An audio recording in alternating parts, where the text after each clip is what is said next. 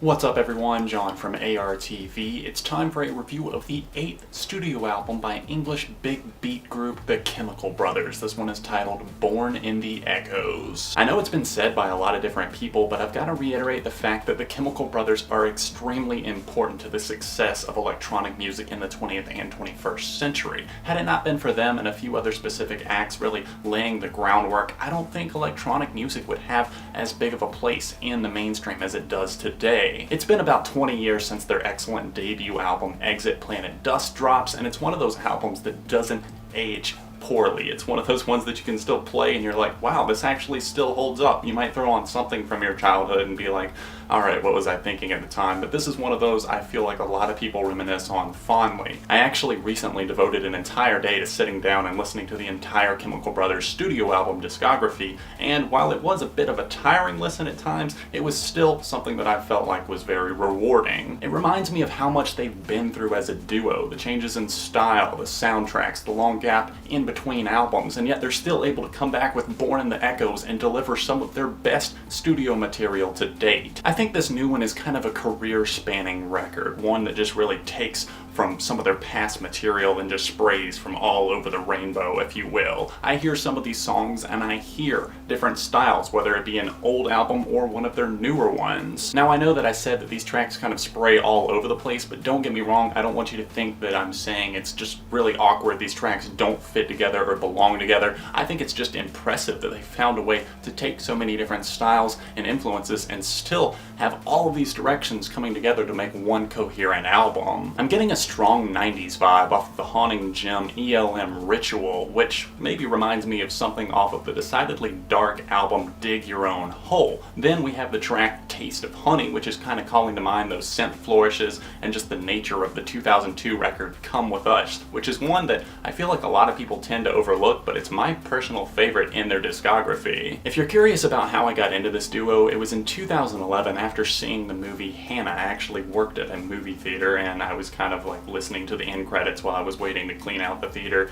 and I was like, okay, this song's really catchy, what is this? And then I watched the movie for myself, heard it, loved the soundtrack, and then I just used the SoundHound app to identify one of the songs. It was the Hannah theme vocal version. Took it out, showed it to my manager, and he was like, oh, holy shit, they did the score for this? These guys are amazing. The next day, he comes into work, stacks like all the Chemical Brothers CDs like on the counter, just plops them down and says, here you go, dude, you're gonna love these. And here we are, 4 years later, and I'm reviewing my first Chemical Brothers album. Anyways, getting back into the album itself, the brothers have brought back the vocal guest here on this album, and I feel like a lot of people are gonna get turned off by that, and they're gonna feel like it's an easy cash grab for them, something to have a hit single with, and I feel like that is absolutely not the case. All of these guests fit in perfectly with the vibe of the album. From Annie Clark, aka St. Vincent's almost eerie performance on Under Neon Lights, to Kate LeBon's muddled but effective performance on the title track, and then of course we've got second-time collaborator Q-Tip on the song Go. The guest features do it right. You might remember that rapper Q-Tip also teamed up with the Chemical Brothers back in 2005 on that album Push the Button, one of my favorite tracks, Galvanized. That's one of the first songs that I ever heard. I was sampling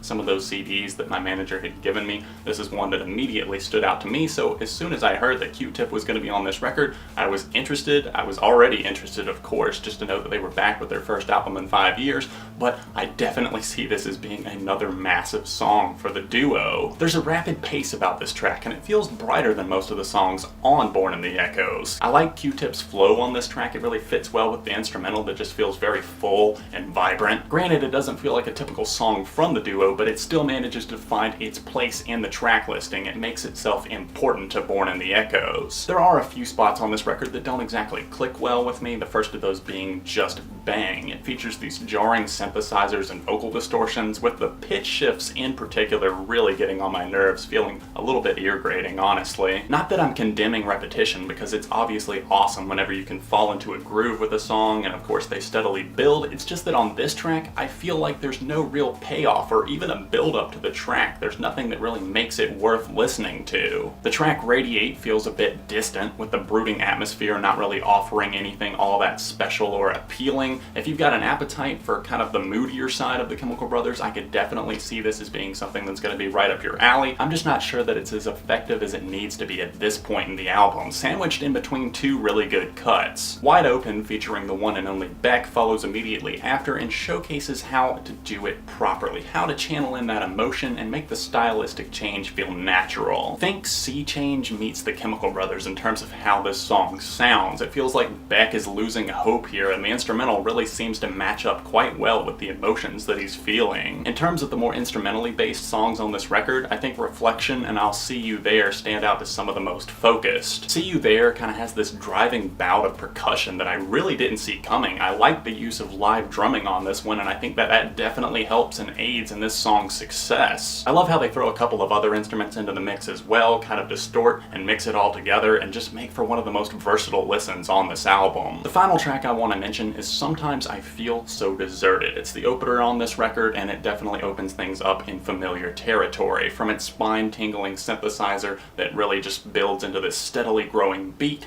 and I don't think that it's necessarily that all of the aspects of this song are super intricate. That's not what makes it appealing to me personally. It's just the fact that all of these aspects come together and work surprisingly well. There's not a ton of focus on the vocals here on this track, and not to throw shade at them because I quite like the vocals here on this track. I think they sound very nice. It's just that the twisted bass and the creeping melody kind of outweigh that to me, which is actually a-okay. The record is mainly very pleasant to listen to, shifting gears several times without really hitting that many speed bumps. I do have my reservations about it, but the good I think far outweighs the bad. I definitely give this one my recommendation. I hope you guys will check it out. Born in the Echoes gets a 4. If you've heard the latest from the Chemical Brothers, let me know your thoughts on it in the comment section down below, and while you're there, hit the like button and subscribe to the channel, because friends don't let friends go unsubscribed. If there's other albums that I have not gotten to yet that you'd like to see me tackle, sound off in the comments, and other than that, I'll plan on seeing you very soon right here on the ARTV.